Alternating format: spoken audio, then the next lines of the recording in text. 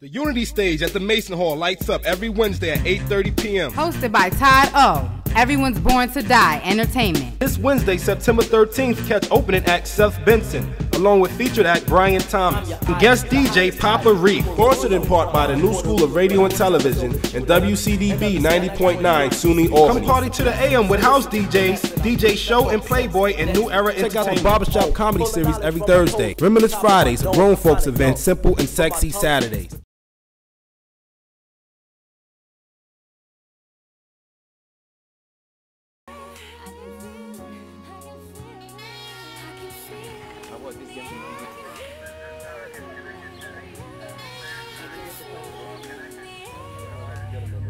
Actually, I've been a member here for just over a year now. Well, mostly during the past couple of days, we've been dealing with all the debris that's been washing down the river from the flooding upstream, and it's taken a lot of work by a lot of the members here just to keep all of the floating wood, the tree trunks, the branches, all the other debris, tires, pieces of furniture. They all seem to wash in around the boats, and it's just been a long struggle to keep everything cleaned out. Well, one of the things that Castleton Boat Club prides itself on is the fact that we really feel we're a friendly club. We welcome everybody to come in here, to tie up for the night or for a few nights. We've got one of the last gin poles, which is the mechanism we use to step the sailboat masts up and down. We've got one of the last ones before you go through the Troy Lock and the Federal Lock up into the Erie Canal or the Champlain Canal. So we provide a lot of services for transient boaters that move through the river to the canals and back down towards the lower part of the Hudson River and the Atlantic Ocean.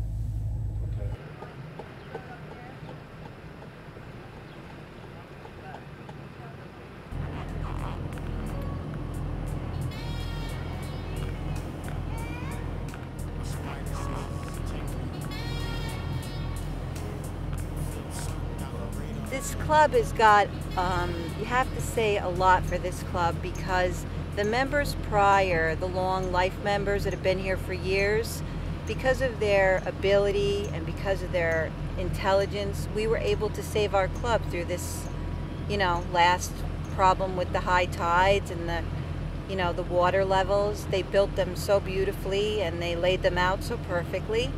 We were one of the few clubs that had no problems because of their understanding and their ability. It's a working club. Everybody does what they can and brings to the table what they know.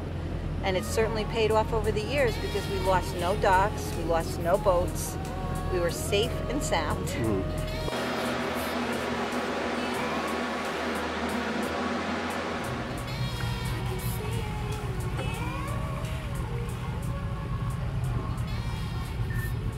Oh, okay, yeah. Well, I came here yesterday, actually the day before, and we took the mast down yesterday morning, and so that was kind of a lot of trepidation and everything else. But the mast is down, and as you can see, they got a nice hoist there, and it makes it pretty easy. But still, if it's your first time, which it was for myself, it was a little bit hair-raising. I guess you gotta watch the traffic quite carefully, because the last thing you want is it's a large boat to go by when you're taking the mast down. It'll rock around and could damage something. As you can see out in the river, there's some good-sized wood coming down. Yeah, I think it would be foolhardy for me to try and get up to the north today. So I'm going to stay here until at least Saturday morning. And that's when my girlfriend's going to come down, and we're going to take it the rest of the way up the Champlain Canal, up to Willsboro.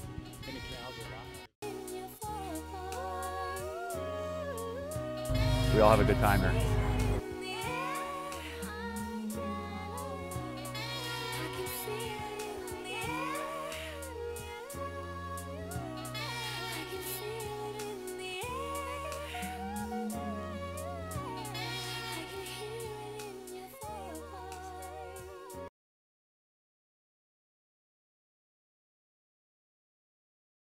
My name is Louis King, and I've been in this area for over 50 years. I'm standing in front of the oldest family-owned and operated black businesses in the city of Albany.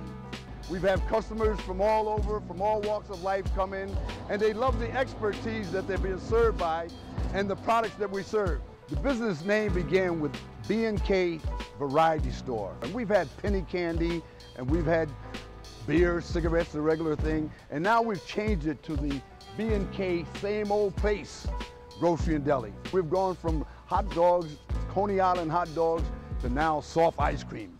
We've been served in here by experts.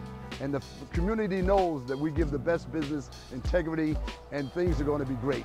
I was to work up here at New Covenant Charter School. I come in every morning for the special case breakfast sandwiches. Little egg, cheese, turkey, bacon, special mayo on it. He always hooks me up every time.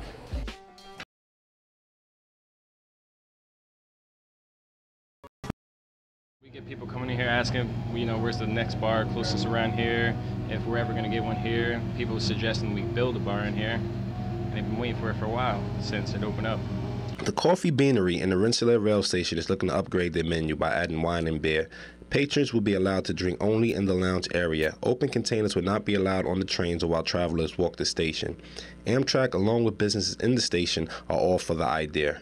A lot of people do want beer and wine while they're waiting for their trains. Sometimes it gets delayed up to like 3 to 4 hours, and people want to sit here and at least do something, and some people just want that drink to help them over from all that stress they deal with every day.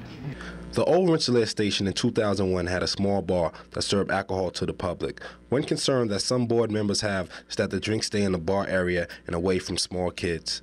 After the Amtrak and the Beanery sit down and agree on their regulations, the transformation will begin. I think it would increase business because a lot of people come from different places. They're on a train for about 8 hours and they're not able to drink on the train. So they come over here, there's a bar right here waiting for them. They had to wait, you know, the delay about an hour, 30 minutes. They had to wait here, have a couple of drinks, relax, and then business will definitely increase with it. It seems as though the business owners are looking forward to the new change at the Rensselaer Railroad Station, where you'll be able to have a sip of wine and drink a nice cold beer before you board. This is T.Grant reporting for NSRT News.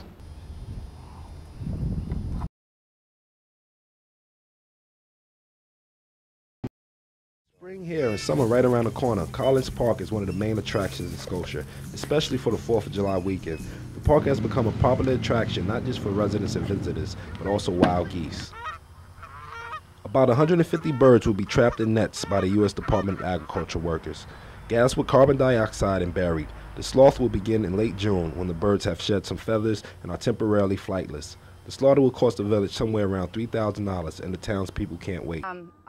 I hadn't heard that they were going to euthanize them, but I don't think it's necessarily a bad idea because the park isn't that big. You have a lot of kids here.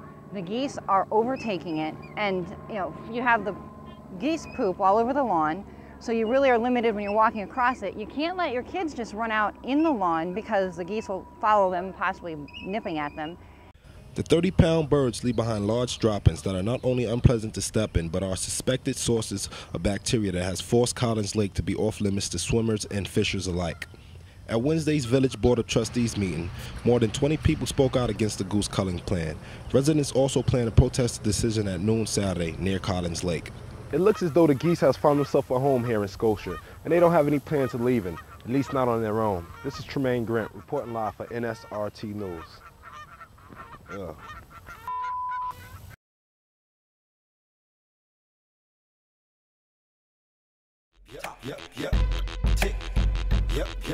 We're at the Skyline. We're at Jillian's. We're at the Pepsi Arena. We're at the Empire State Plaza. We're everywhere.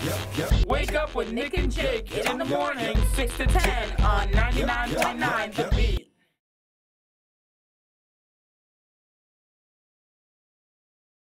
What are you doing? I'm leaving. I can't take this. What do you mean you're leaving? Why are you leaving? Because you don't do anything but sit around all day on the computer playing with your little stupid video camera. What are you doing with yourself? What are you really doing with yourself? What are you really doing? Going to the new school. The new school of radio and television. Get your future started today. What are you doing? So you're going to the new school, huh? The new school of radio and television, 50 Colvin Avenue.